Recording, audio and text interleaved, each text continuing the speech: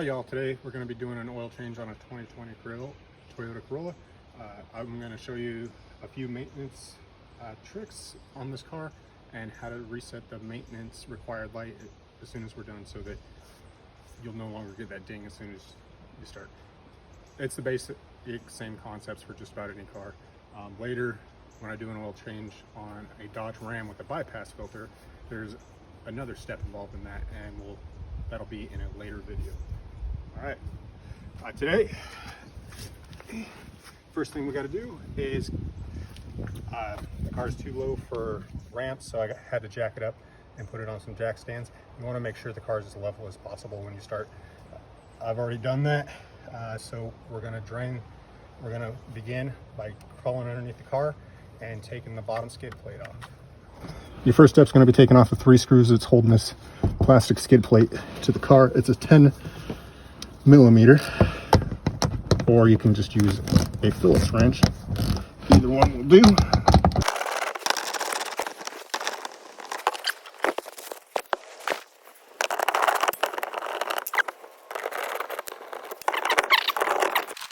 Once we get this cover off, you'll see the drain valve and the oil filter.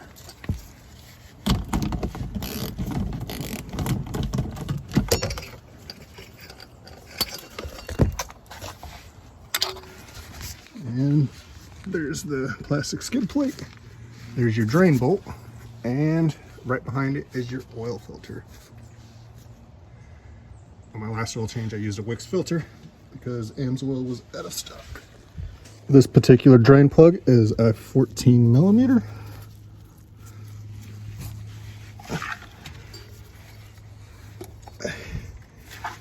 And let's scoop my absorbent pad back just a little further, so if I miss my oil pan, I'm not getting it all over the ground and having a huge mess to clean up. Let's go grab my oil filter.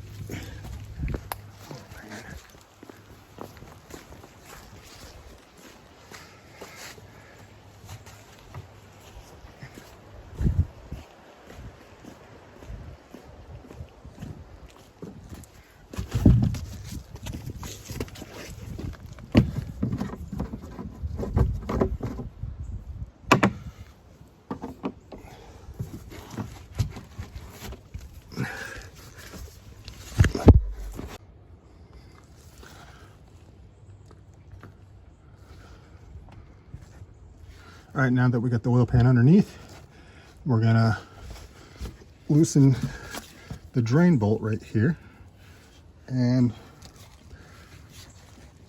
let all the oil out prior to taking off the oil filter that's right in front of it. Let me get a grip on it and then I'll show you.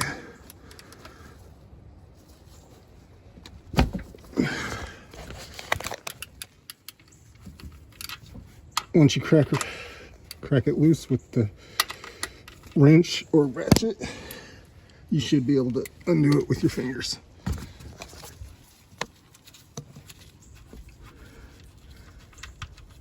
I personally prefer to drain my oil when it's a little warm, when the car's been running for a little bit and the oil's a little warm. It makes the process that much easier. And if you splash that out a little bit in the drain pan, just maneuver it around so that you're getting it all out. I recommend wearing gloves when you do this because you are going to get dirty, and probably some clothes that you don't mind running. This will take about 10 to 15 minutes to let it drain out completely. At this point, we can come back, but there's one last step that I usually do before I even crawl underneath the car, and that is open your oil system up here so air can flow through and push it out. Before you do, and I already did it a little bit before, and clean the top off so that you get no gunk in there, and also pull out your... All right, now that we're back, one thing you want to do before you put the bolt back in is you want to make sure it's clean. Just take a paper towel or a mechanic cloth and wipe it off, get all the old oil off, and inspect it, make sure that there's no damage to it before you put it back in. Otherwise, you can have a failure point and a leak. Now we're going to crawl back underneath the car and pull the oil filter off. You could have done this prior to letting it drain out and just have everything drain at once, or you can do as I'm doing and wait till it's pretty much drained so that you can adjust your pan and get it all out at once. And you got a little oil filter wrench. There's many different types. We're going to try this one. Once you got it on there, make sure to put firm pressure on the back of it. Otherwise it's just going to slip and twist.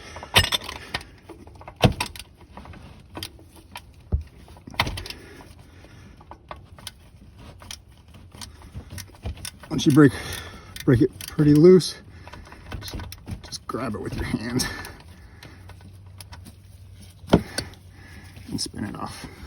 Make sure your drain pan's underneath it, because more oil is going to come out.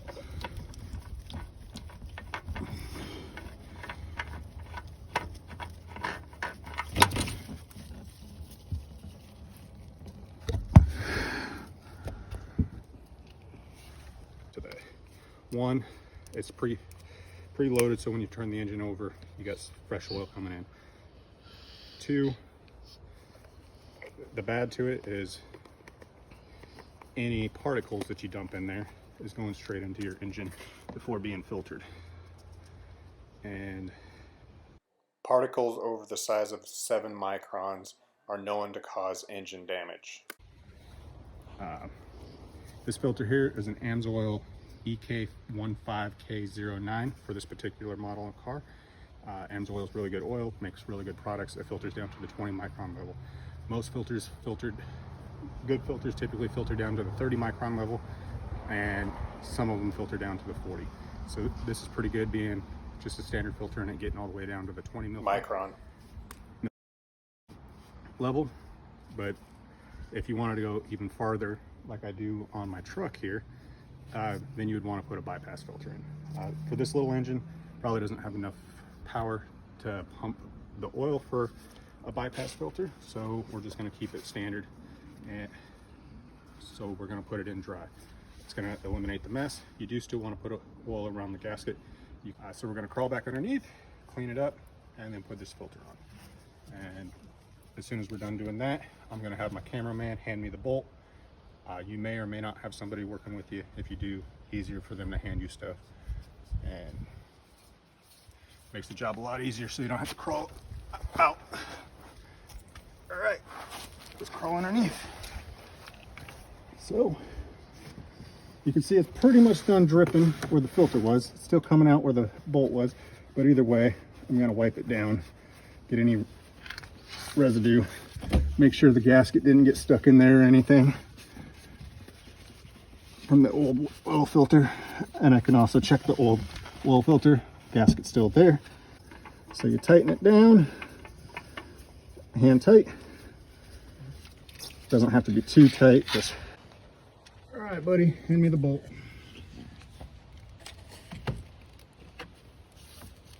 All right, camera. All right, to put the bolt back in, you just put it back in the same way you pulled it out. Find that hole and twist it in. Just do hand tight for now. And with these bolts here, there's 2 ways you can do it. It actually has a torque specification to 22 foot-pounds, or if you calculate that out, it comes out to 265 inch-pounds. And this time I'll torque it down. Usually I'll put a wrench on it, snug it up real good, and then do a quarter turn. It's about the same.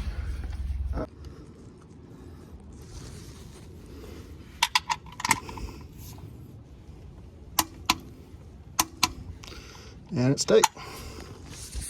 Now we're putting that plastic skid plate back on. And that goes back on the same way you took it off.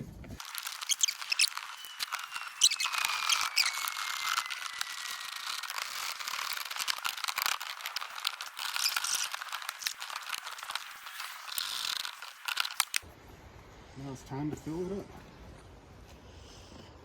Take your funnel.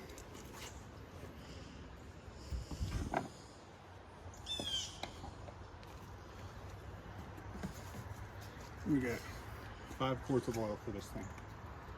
It'll take about all of it.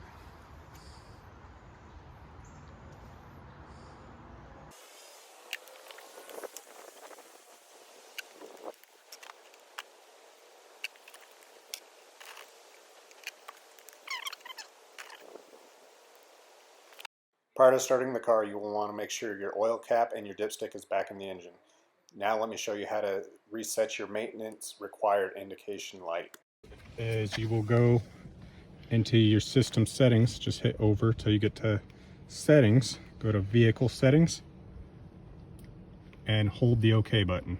Once you go there, you're going to see 2 options pick up, TPWS and scheduled maintenance.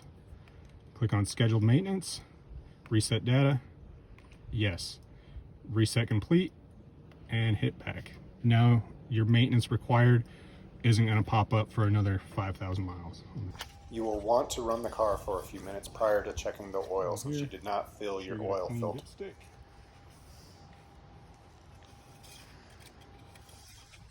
Stick it in, and we're right at full. Nice fresh oil. Since you have just finished your oil change, now is a good time to check your other system fluids as well as your filters. I'm low on windshield wiper fluid, so I'm refilling it now. If I lived in a cold environment, this would be the time that I would check my radiator temperature freeze point, since it is winter time now.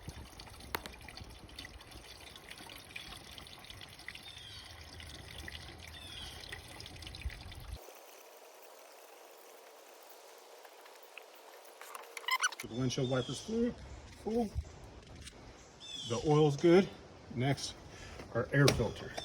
So I just did this last time. I did an oil change, so I'm not expecting anything. Just be careful when you pull this out. And I used a Can-Am, so blow it out. Still looks fairly good. It's not. I'll probably clean it next time I do an oil change.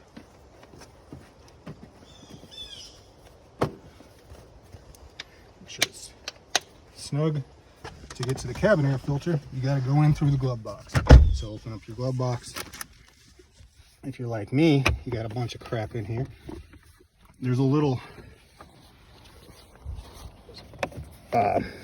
holder that clips on right here that you want to pull out before you pull your glove box out.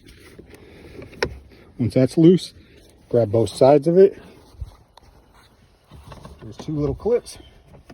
And work it loose.